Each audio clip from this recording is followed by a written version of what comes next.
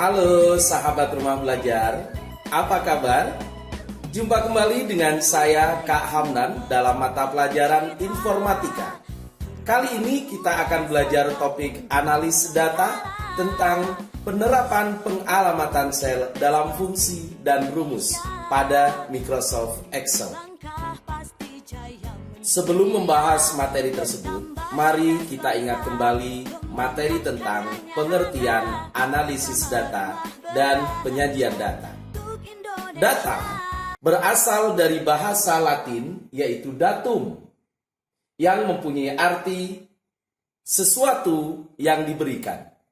Data adalah sekumpulan keterangan atau fakta berupa simbol, angka, kata-kata, atau citra yang didapatkan melalui proses pengamatan atau observasi dari sumber data atau sistem, serta dapat diolah menjadi bentuk yang lebih kompleks seperti informasi, database, atau solusi untuk memecahkan permasalahan tertentu. Data setelah diolah menjadi informasi dapat disajikan dalam beragam bentuk, mulai dari tulisan, gambar, tabel, diagram, audio, video, dan lain sebagainya. Cara penyajian data dalam bentuk tabel dapat dilakukan dengan menggunakan program berbasis spreadsheet dalam bentuk lembar sebar atau worksheet. Sahabat rumah belajar masih ingat apa nama program atau software yang populer digunakan untuk mengolah data dalam bentuk tabel atau spreadsheet? Iya, benar sekali. Program yang populer dapat digunakan diantaranya adalah Microsoft Excel. Lembar kerja Microsoft Excel mempunyai ciri-ciri penanda kolom berupa huruf dan penanda baris berupa angka, sehingga pengalamatan sel terdiri dari alamat kolom dan alamat baris. Sebagai contoh, sel aktif dengan nama atau alamat C3 menandakan sel tersebut berada pada kolom C baris ketiga. Dan kumpulan dari beberapa alamat sel disebut dengan range. Sebagai contoh, tabel ini disebut dengan range C3 sampai dengan C12.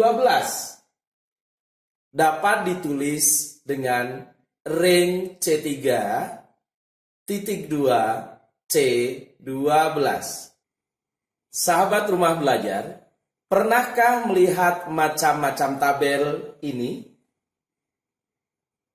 Bagaimana cara menerapkan pengalamatan sel jika digunakan untuk membuat rumus atau fungsi pada tabel-tabel ini?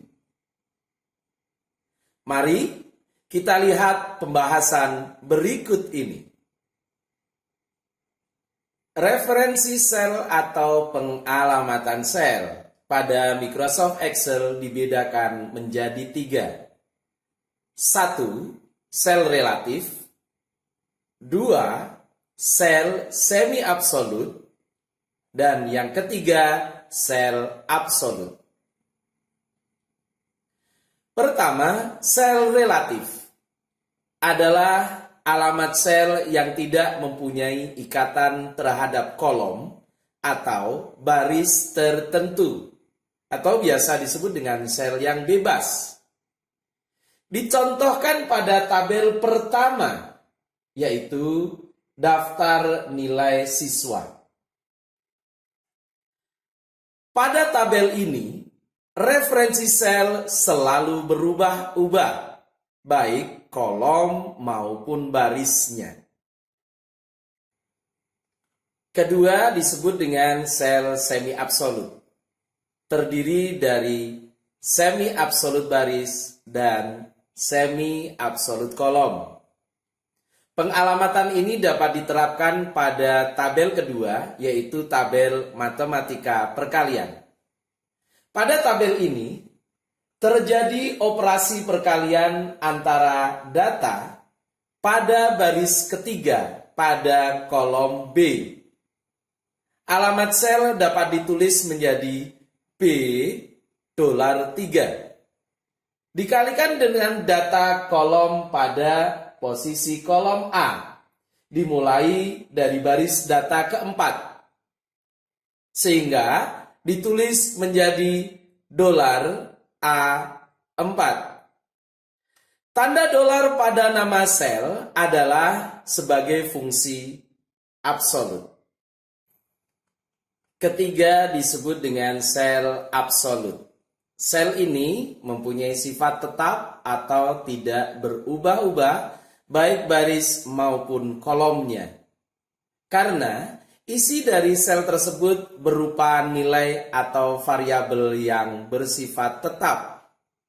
Dapat dicontohkan pada tabel ketiga, tabel penjualan.